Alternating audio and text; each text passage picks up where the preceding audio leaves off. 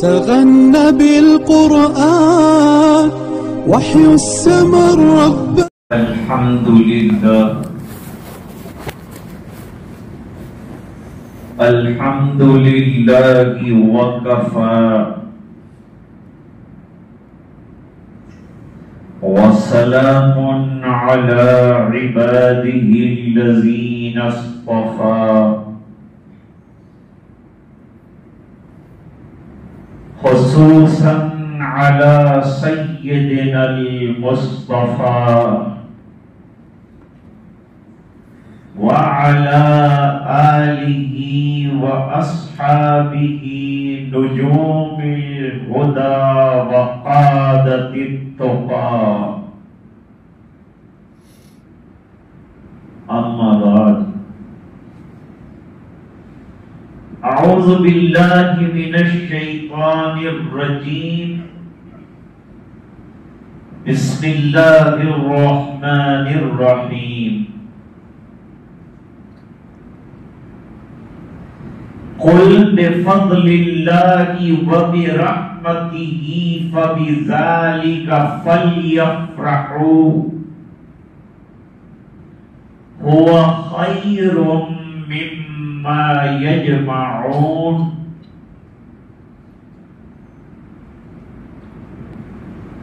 صدق الله العظيم.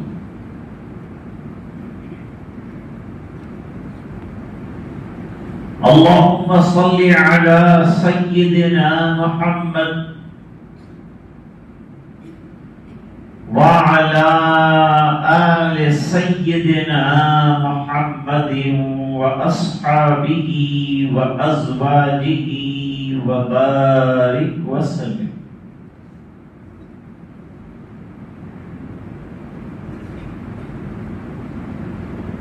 محترم علماء، معزز حاضرین، طلباء قرآن کریم،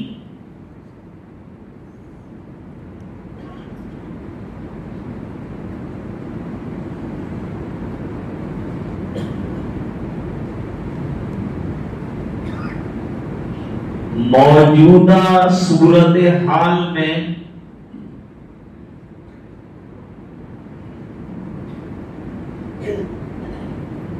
جو ملک کی بن رہی ہے،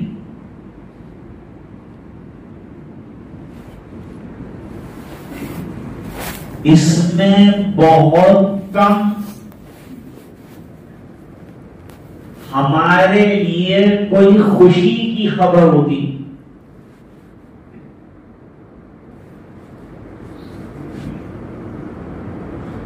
لوگ اخبار نہیں پڑھتے کیونکہ جو خبریں آتی ہیں وہ غم کی آتی ہیں، دکھ کی آتی ہیں.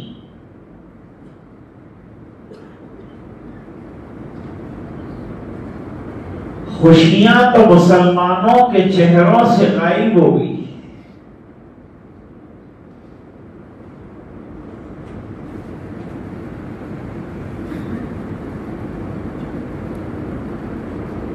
کہیں قرآن کریم کی گستاخی، کہیں رسول اللہ کی گستاخی.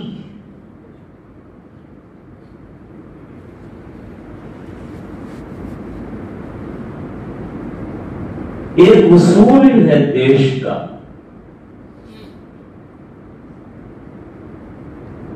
کہ جمہوری ملک میں ہر قوم کے معزز گروؤں کا، اپنشدوں کا، کتابوں کا ہر ایک کو احترام کرنا ہے.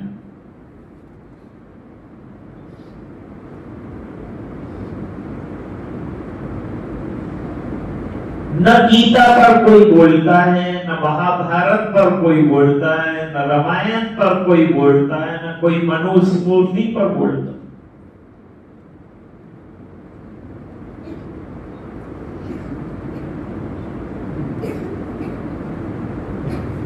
بولتا ہے تو قرآن پہ بولتا ہے.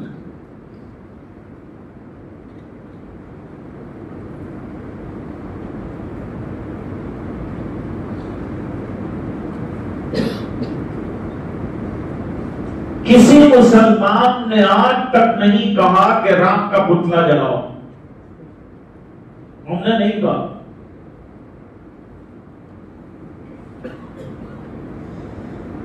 کیونکہ یہ دوسرے دھرم کی باعزت شخصیت ہے. ہمارا ایسا کہنے سے ان کا دل دکھے گا، اور دل دکھانا مسلمان کا کام ہے. یہ تعلیم ہے ہماری.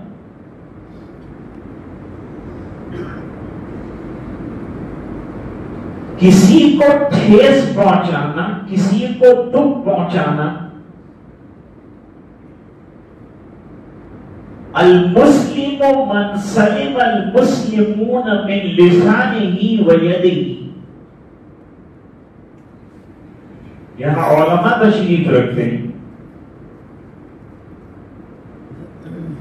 مسلمان وہ ہے جس کی زبان سے اور ہاتھ سے دوسرے مسلمان کو تکلیف نہ پہنچے. اس کا مطلب یہ کہ غیر مسلم کو تکلیف پہنچا سکتے ہیں. کون کہے گا؟ نہ شارحین نے یہ لکھا، نہ علماء نے یہ کہا.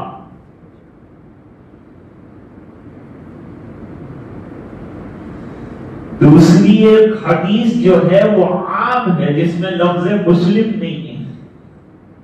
ایک جواب تو یہ ہوا. دوسرا جواب شارحین نے یہ دیا کہ آدمی اکثر اپنی سنسار میں اور اپنے لوگوں میں بسیرا کرتا ہے. مسلمان مسلمانوں کے بیچ میں رہے گا، ہندو ہندوؤں کے بیچ میں رہے گا. تو پہلے اگر کوئی ہاتھ سے زبان سے تکلیف پہنچے گی تو پاس رہنے والے کو پہنچے گی، اور مسلمانوں میں. اس لیے لفظ مسلم لائے.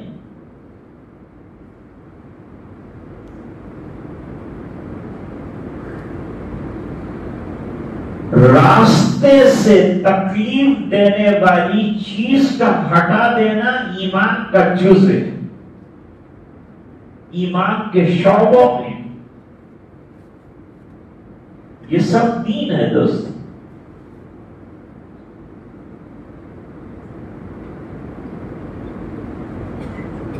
خوشیاں کچھ ملتی نہیں، دکھ ملتے ہیں، اور وہ ہم پی رہے ہیں اور برداشت کر رہے ہیں، اور ایک یہی راستہ.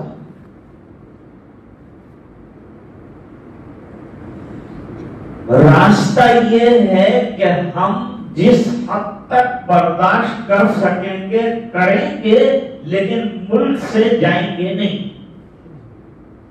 ملک نہیں چھوڑیں گے.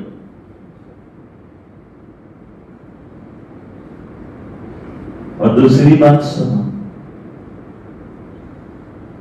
وہ یہ ہے کہ اگر کوئی قانون ایسا آیا کہ جس کے اندر گردن پر مسح کرنے کو نہ کہا گیا تو ہم گردن کٹوائیں گے، لیکن مسح نہیں چھوڑیں.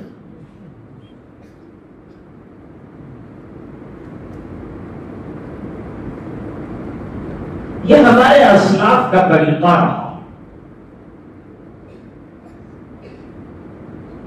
اب خوشیاں کیسے ملتی ہیں ہم کو؟ خوشیاں چھین لینا چاہتے ہیں، لیکن خوشیاں مل.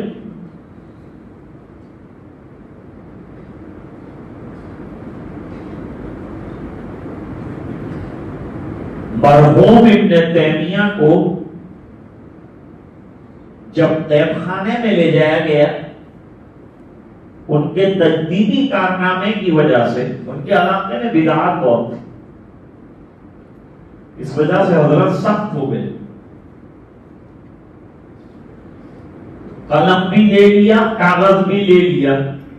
ان کا وقت ہی گزرتا تھا قلم اور کاغذ سے، وہی لے لیے.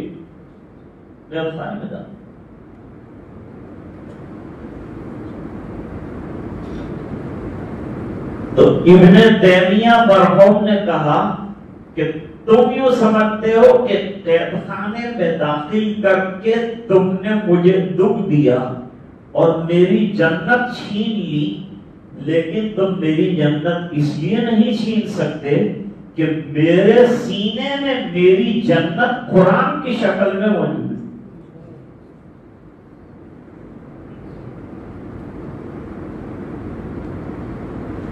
جچتے نہیں بخشے ہوئے فردوس نظر میں،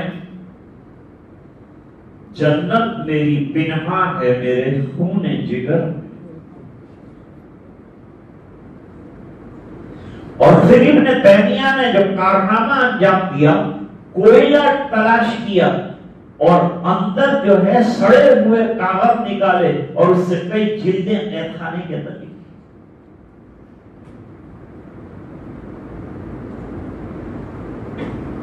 تو جس کے پاس قرآن ہے اس کے سینے میں جنت ہے۔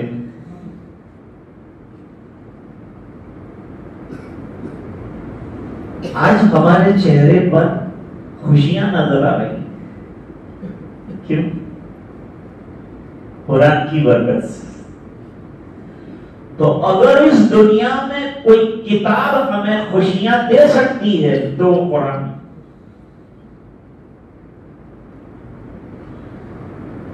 اس دنیا میں مرنے سے پہلے اگر کوئی ذات خوشیاں دے سکتی ہے تو سرکار کی ذات سے۔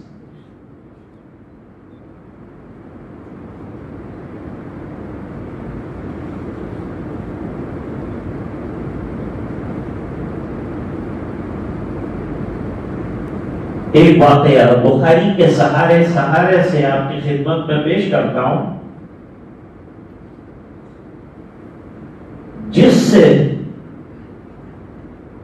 قرآن کریم کی عظمت اور موجودہ دور میں قرآن کریم کے خلاف ہونے والے پروپیگنڈے کا فیل ہو جانا اور سیرت طیبہ کا ایک جلی عنوان اخلاق عظیمہ ہمارے سامنے۔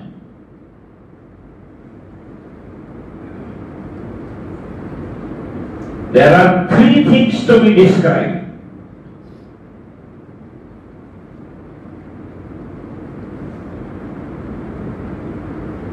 بخاری شریف میں موجود ہے، لمبا واقعہ ہے۔ طفیل ابن عمرو دوسی ایک صحابی ہے، بعد میں صحابی بنے، قبیلہ دوس کے سردار ہیں۔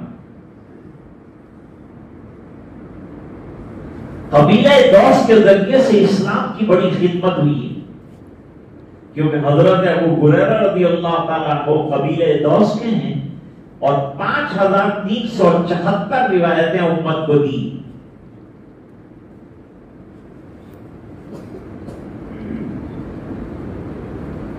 اب ایک بات یاد رکھیں، حج اور عمرہ حضور کے تشریف لانے سے پہلے بھی عربوں کے اندر جاری، وہ حرم کو مقدس سمجھتے تھے،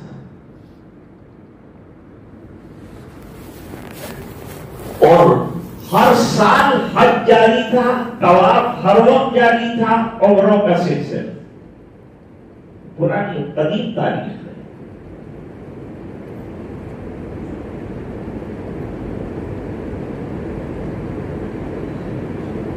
اب سوال پیدا ہوتا ہے کہ حج اسلام سے پہلے بھی تھا اور حج اسلام کے بعد بھی آیا، فرق کیا؟ اس میں کیا فرق؟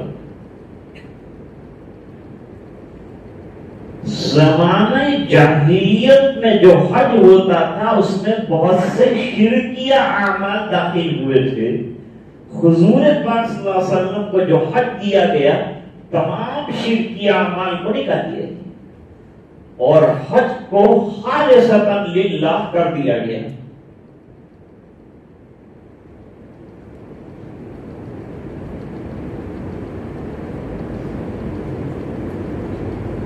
یہ حج کی حقیقت۔ اب قبیلہ دوس کے سردار حضرت طفیل ابن عمرو دوسی عمرے کے لیے نکلے، یہ وہ زمانہ ہے جب قرآن کا نزول شروع ہو گیا، اور جو قرآن سنتا تھا دیوانہ ہو جاتا تھا، حیران ہو جاتا تھا، یہ انسانی کلام۔ ہم لوگ چونکہ عربی سے واقف تھے اور اردو کی بھی معلوم والی، اور فارسی تو بیچاری دفن ہو چکی،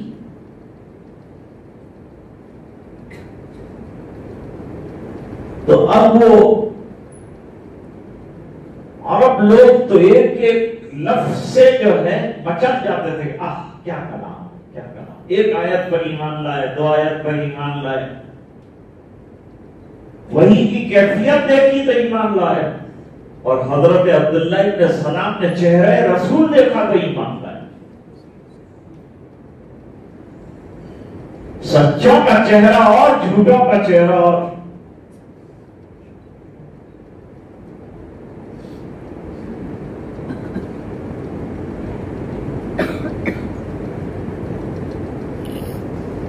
اذان بہترین ہونی چاہیے۔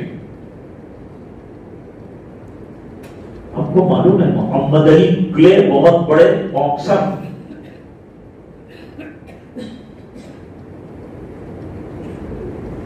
کس طرح سے اسلام قبول کیا محمد علی باکسر نے؟ پہلے وہ کیشیش کلے تھے، وہ ایک مرتبہ ہوٹل میں تھے، وہاں انہوں نے بہترین اذان سنی، اور اذان سن کر انہوں نے کہا میں نے دنیا میں بہت سی آوازیں اور بہت سی کتابیں سنی اور پڑھی، لیکن جو سکون اذان میں نظر آیا کسی جگہ نظر۔ اور پھر انہوں نے کہا کہ جب اذان کا عالم یہ ہے تو نماز کا عالم کیا ہوگا، چلو میں نماز پڑھنے چلتا ہوں۔ نماز پڑھنے گئے اور ایمان کا ہوئی۔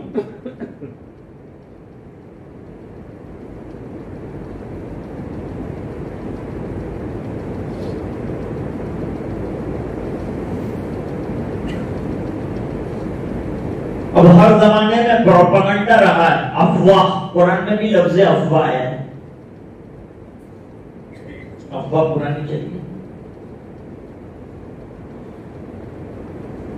مکے کے جتنے لیڈر تھے وہ سب دوڑ گئے، کیونکہ قبیلہ دوس بہت بڑا قبیلہ تھا، اور انہوں نے اگر قرآن سن لیا اور یہ قبیلہ دوس میں پہنچے، ایک دم سے قرآن جو ہے پھیل جائے گا، مکے سے باہر چلا جائے، کنٹرول سے باہر ہو جائے گا۔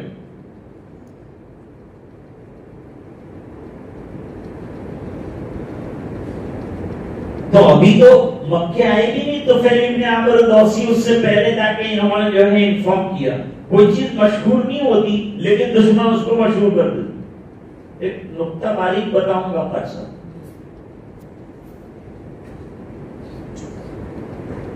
جس ظالم نے سرکار کی شان میں گستاخی کی،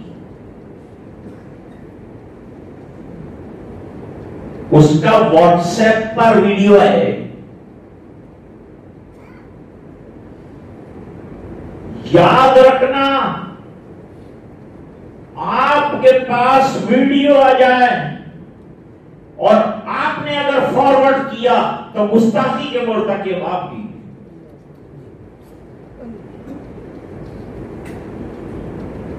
جیسے ہی گستاخی کا ویڈیو آئے ڈیلیٹ کرو، اسے ختم کرو، لاہور پڑھو۔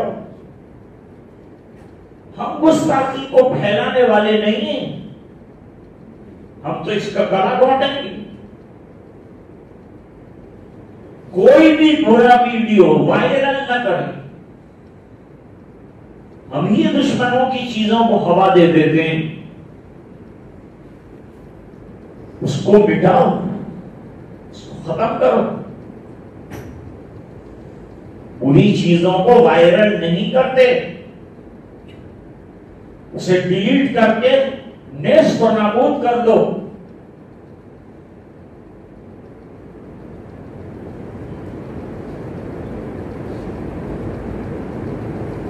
جھوٹے پروپیگنڈے بہت چل رہے ہیں۔ ایسا میں ایک بات کہتا ہوں، اسلام کی حقانیت، اسلام کی صداقت، اسلام کی سچائی کی سب سے بڑی دلیل یہ ہے کہ پوری دنیا مخالف ہو کر مٹانا چاہتی ہے اور یہ مٹتا نہیں۔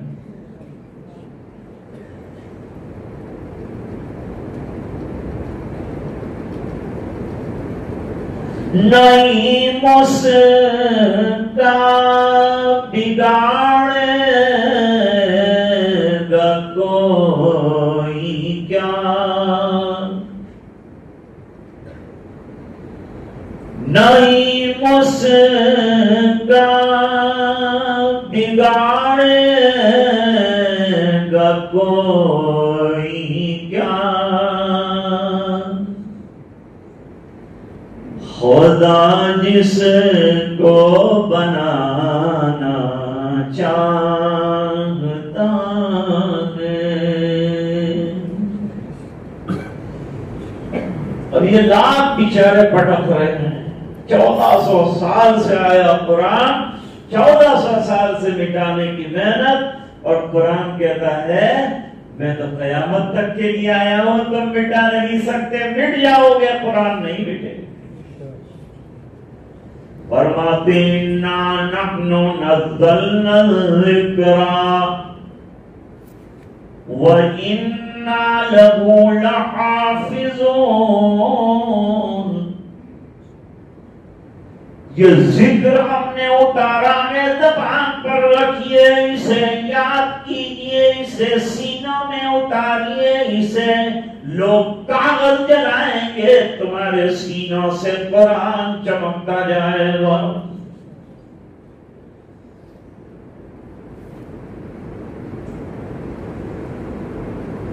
تو فعل ابن عمرو نے ہم جاؤ بہت خطرناک کتاب اترے گی، ڈینجر کتاب ہمڑے لمانا پر لائی جائے، گھر میں اندر دیرے دین، چھوکڑو آ دین، چھوکری پیڑو دین، شوہر نو دھرم الگ، پتنی نو الگ، بہت مغج ماری تھئی جائے۔ تمہیں آویلا تو سیدھا سیدھا طواف عمرہ کرنے چپ چپ چاہتے جو قرآن نو ہمڑتا، یہ تو بدلائی جاؤ۔ એના માટે હું કરું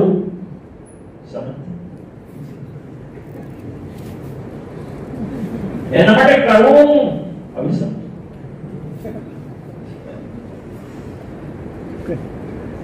કાનની અંદર રૂઈના પૂમડા મૂકી દઉં, સાંભળી નહીં શકાય કુરાન,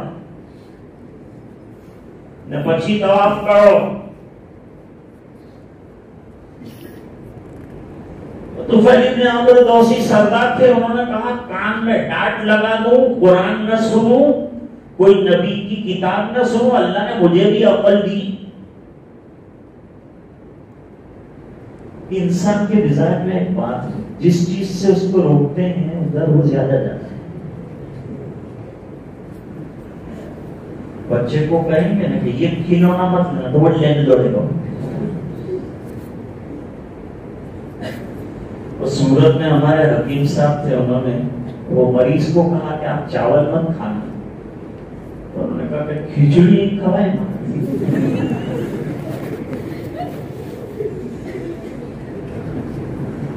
तो अल इंसान हरीसन फीमा होने, वो समझदार आदमी, वो सदर कैसा कलाम, हजारों कलाम सुने आदमी बदल जाए कलाम से। तो करते करते पूछा कि ये उस सामने हसीन जो नमाज पढ़ रहे हैं, जब वहां से गुजरे तो कान में से रुई निकाली, थोड़ी देर खड़े रहकर सुना तो हुजूर पाक कुरान सुभान अल्लाह।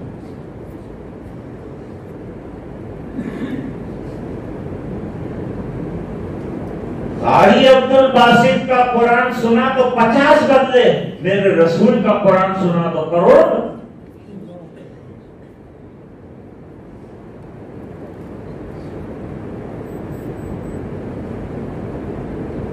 جب سرکار بیت اللہ میں قرآن پڑھتے ہوں گے جن پر قرآن اتر رہا ہے تو کیا شان ہو؟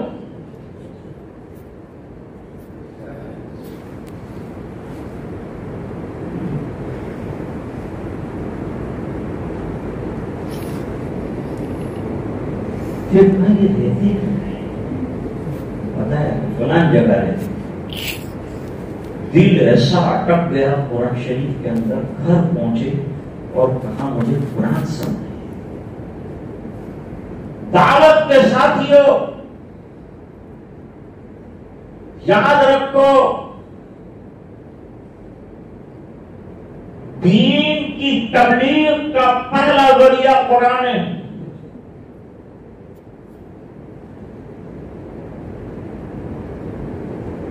اور نوجوانوں سنو،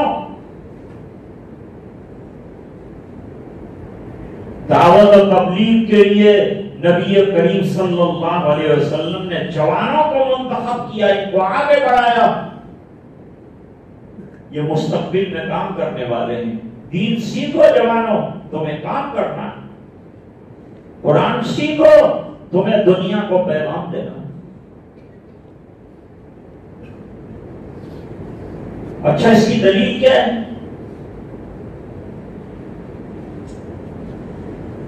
چند سالوں تک سرکار کے پاس جو آتا تھا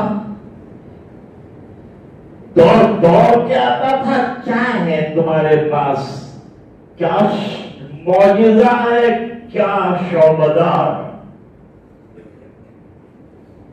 سرکار اس کو قرآن کی 3-4 آیتیں سناتے تھے، وہ گرویدہ ہو کر چلا جاتا تھا۔ کوئی تقریر نہیں۔ میں کہتا ہوں قرآن سے بڑی کون تقریر کر سکتا ہے؟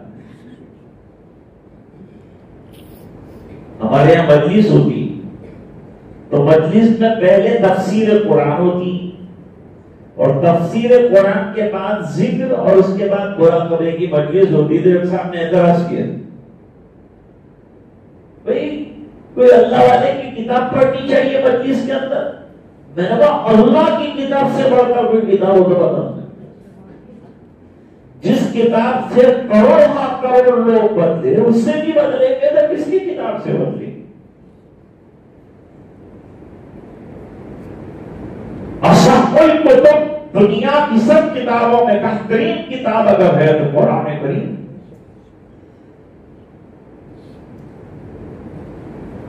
گھر گئے، قرآن کریم سنا، نبی کریم صلی اللہ علیہ وسلم کا دوسرے کان سے ڈانٹ نکال دیا،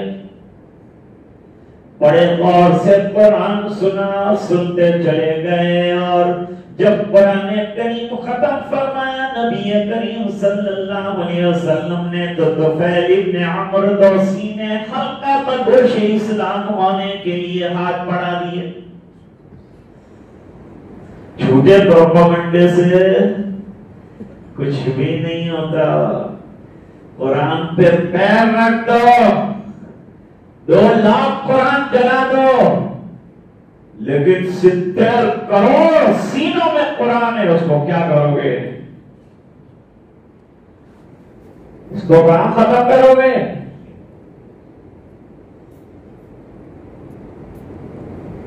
یہ روشنی جل رہی، ہم سب مل کر اس کو پھونک ماریں گے، یہ بجھ جائے، یہ بجھے گی۔ ارے وہ اتنے سب لوگ ہیں، اتنی پھونک زبردست مار رہے، کیوں نہیں بجھ رہی؟ کیونکہ سپلائی جو ہے مین پاور اسٹیشن سے جاری ہے۔ اللہ فرماتے ہیں کہ یہ قرآن کو جو پاور میں دے رہا ہوں، یہ دین کو جو پاور دے رہا ہوں تو میں دے رہا ہوں، جب تک میں سوئچ آف نہیں کروں گا وہاں تک یہ روشنی بجھ نہیں سکتی۔ جس دن دنیا پر ضرورت ختم ہو جائے گی، لے لوں گا، سمیٹ لوں گا، لپیٹ لوں گا میری کتاب. جب دنیا ہی نہیں رہے گی تو ہدایت کس کو دیں گے؟ قیامت آ گئی، اس پر قرآن کو لپیٹ لیا جائے گا.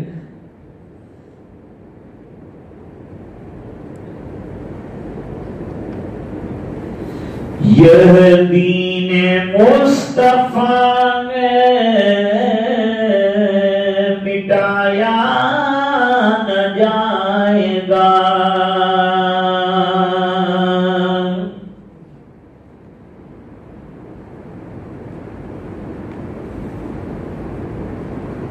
اور دنیا سے یہ چراغ بجھایا نہ جائے گا.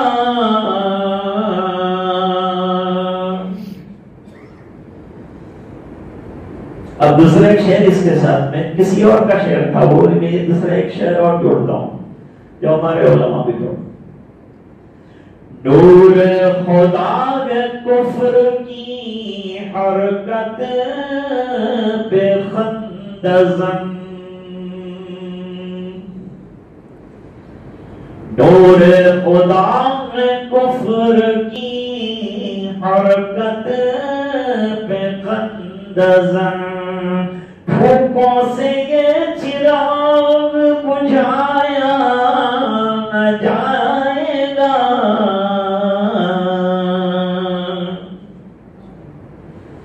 کتنی محنت دنیا والے کر رہے ہیں. دنیا کا کوئی اور فرسودہ مذہب ہوتا تو مٹ کے ختم ہو گیا ہوتا. ارے بغیر ختم کیے ہوئے ختم ہو چکے ہیں مذاہب، اور اس کو مٹانے کی محنت کرتے ہیں اور یہ بڑھتا جاتا ہے. تھام کے رکھو قرآن، تھام کے رکھو سیرت.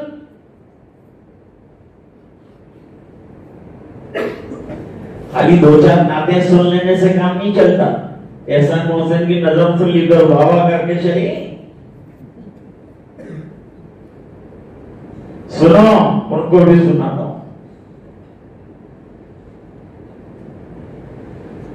سیرت نبی کی کیسے سمائے گی نعت میں،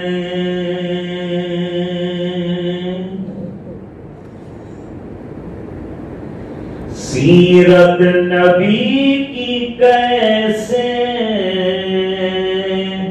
سمائے گی نعت میں، جب تک نبی سے عشق پڑھایا نہ جائے گا.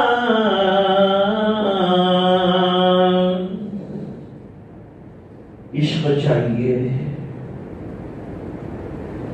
فاروق اعظم رضی اللہ تعالیٰ عنہ نے عرض کیا، مجھے بڑا عشق ہے آپ سے سرکار، میرے بچے بھی قربان کر دوں، اولاد بھی قربان کر دوں، بیوی بھی قربان کر دوں. فرمایا نبی کریم صلی اللہ علیہ وسلم نے ابھی قربانی مکمل نہیں ہوئی، ابھی عشق مکمل نہیں. کیا کروں تو سرکار عشق مکمل ہو جائے؟ فرمایا اپنی جان سے بھی زیادہ مجھے عزیز بنا لو کہ قربان کرنے کا موقع ہے تو اپنی گردن بھی کٹا لو، رسول کے لیے تجھے عشق ہے. اس کو عشق کہتے ہیں، اس کو محبت کہتے ہیں، انتہائی درجے کا درد کہتے ہیں.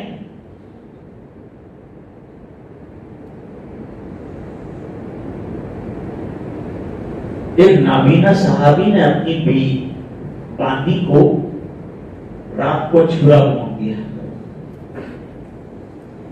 پڑ گئی، وہ رات کو اتنی پڑ گئی.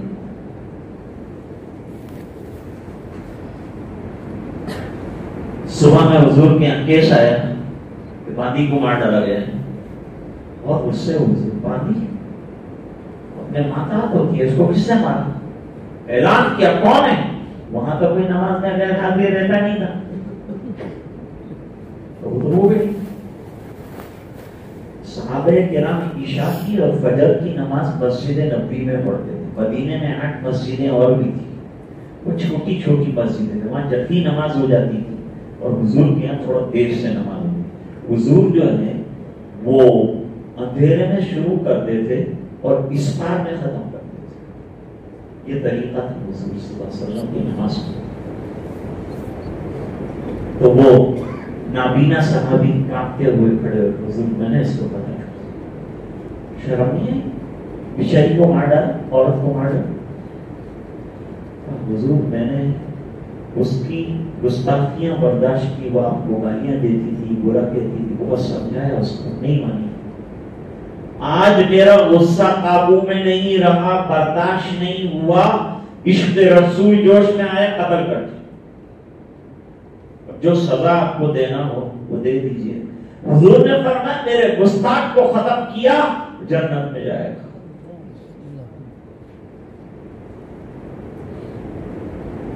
پہلے یہ گستاخیاں اتنی نہیں ہوتی تھی, ابھی بہت بڑھ گئی.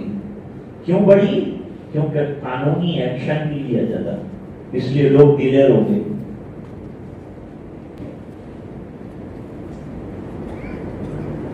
ابھی ہم خنجر لے کے اس کو ختم کر سکتے, لیکن ہم قانون کو اپنے ہاتھ پہ نہیں لیتے ہیں. ہم صبر سے کام لے رہے ہیں, ہم نے اپنے دل پر پتھر رکھے ہیں, ہم قانونی کارروائی کرتے ہیں, عدالت کا دروازہ کھٹکھٹاتے ہیں, حکومت سے اپیل کرتے ہیں, یہاں جا کر ہم رک جاتے ہیں.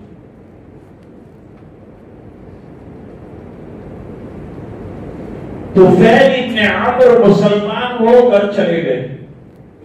پروپیگنڈا یہ تھا قرآن مت سننا, اسی پروپیگنڈے نے قرآن سنوا دیا اور ایمان قبول کر کے حلقہ بگوش اسلام ہو کر سیدھے قبیلے دوس گئے.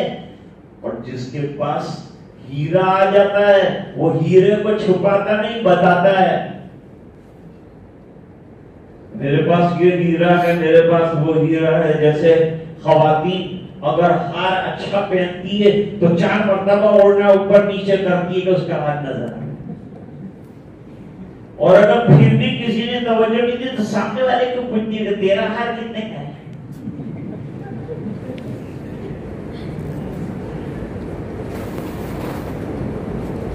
اب دین کا اصل کام مومن کا کیا ہے؟ حق آ گیا تو لوگوں کو حق پتا نا, تاکہ وہ بھی فائدہ اٹھائے. اللہ تعالیٰ کی جنت چھوٹی تو جنت تو بہت وسیع ہے, جیسے جہنم بھی بہت وسیع. ہاں دعوت دی, کچھ لوگوں نے دین قبول کیا, جیسا کرنا چاہیے ایسا نہیں کیا. حضور نے فرمایا تھا ابھی اس کو مخفی رکھو, جب اعلان لگے گا, جب دعوت ہے نا چھپ کر دعوت, کھل کر. ہولے ہولے پتا چلا کہ تاجدار مدینہ جناب رسول اللہ صلی اللہ علیہ وسلم مدینہ تشریف لائے ہجرت کر. یاد رکھو اصلی ہجرت مدینے کی, جو من جانب اللہ اشارہ پا کر حضور گئے. وہ حبشہ کی جو ہجرت تھی اس کو عارضی مانا شارحین حدیث, کیونکہ حبشہ والے بھی اخیر میں پھر مدینے آئے.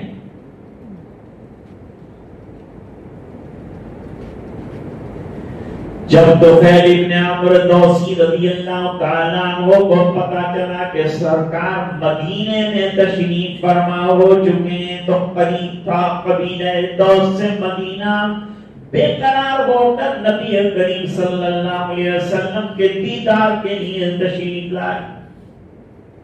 حاضر خدمت آ کر اپنا معاملہ سنایا, اپنا ماجرا سنایا.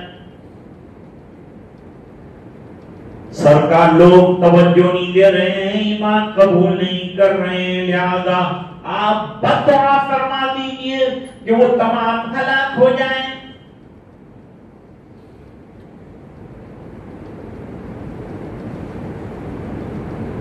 یہاں سے پھر اخلاق نبی کا پہلو بتاؤں گا تاکہ دونوں چیزیں آ جائیں. 2 معجزے ہیں, 2 دنیا میں بڑی نعمتیں, کتاب اللہ اور رسول اللہ. اب کتاب اللہ کی بات ختم ہوئی تو اب جو ہے رسول اللہ کی.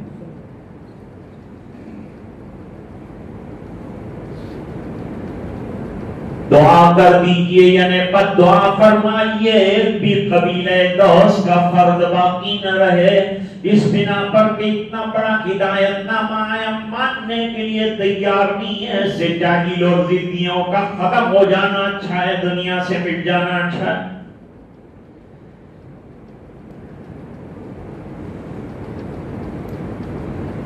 کوئی درخواست کرتا تو حضور فوراً دعا شروع کر۔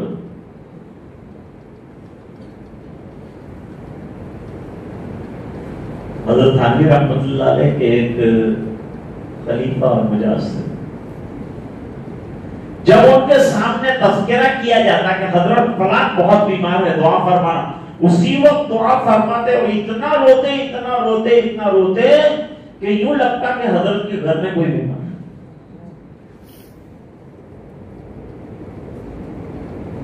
کروں گا نہیں کرتا ابھی ہم لوگوں کو عادت ہوگی دعا کر دو، میں نے بولا آئے دعا کیا خبر نہ دعا کر خبر نہ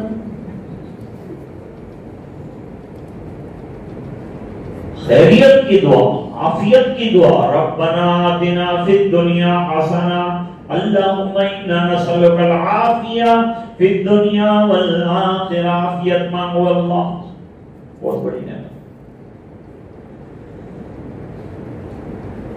حضور پاک صلی اللہ علیہ وسلم نے دعا کے لیے ہاتھ اٹھائے تو پھر ابن عمر دوسی سوچنے لگے کہ اب گھر جاؤں گا تو نہ ماں زندہ ہوگی، نہ بھائی زندہ ہوگا، نہ شوہر زندہ ہوگا، نہ بیوی زندہ ہوگی، خاندان تباہ ہو چکا ہوگا، علاقہ برباد ہو چکا ہوگا، اس لیے کہ بد دعا میرے سرکار کی مجھ سے پہلے پہنچ جائے۔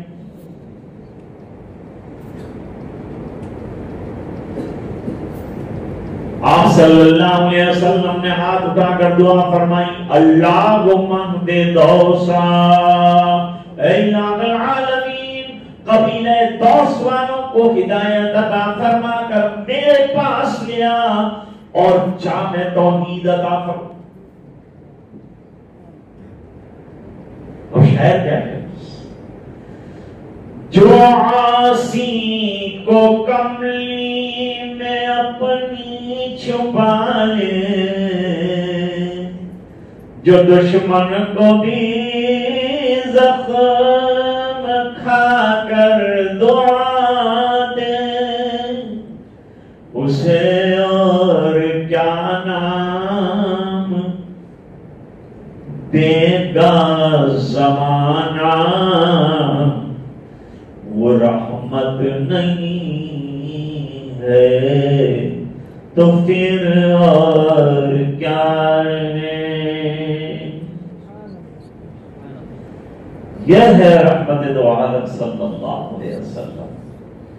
اب سرکار کی ذات پر دھول ڈالنا ایسا ہے جیسے چاند کے اوپر دھول ڈال، کیا چاند پر دھول جائے گی؟ نہیں جا سکتی، گرے گی کس پر؟ جس نے ڈالی ہے اس پر۔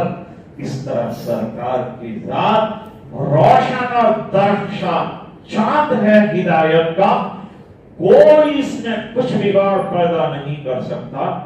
دین کی حفاظت اللہ کر رہے ہیں۔ اب حفاظت کی اللہ نے یہ شکل نکالی کہ یہ نونہالوں کے سینوں کو کھول دیا اور اپنی کتاب کو اس کے اندر بھر دیا اور بند کر دیا، اور اب یوں مت کہو کہ اس نے قرآن کو محفوظ کیا، بلکہ یوں کہو کہ قرآن نے اس کو محفوظ کیا۔ اب اس کی زندگی بن گئی، اب یہ کہیں بھی جائے گا، یہ پاور لے کے جائے گا، اندھیرے ختم، روشنیاں اور اجالوں کے دن آئیں گے، نور آیا، جہاں جائے گا نورانیت آ جائے گی، عطر لگایا ہر جگہ خوشبو آ جائے گی۔ قد جاءکم من اللہ نور و کتاب مبین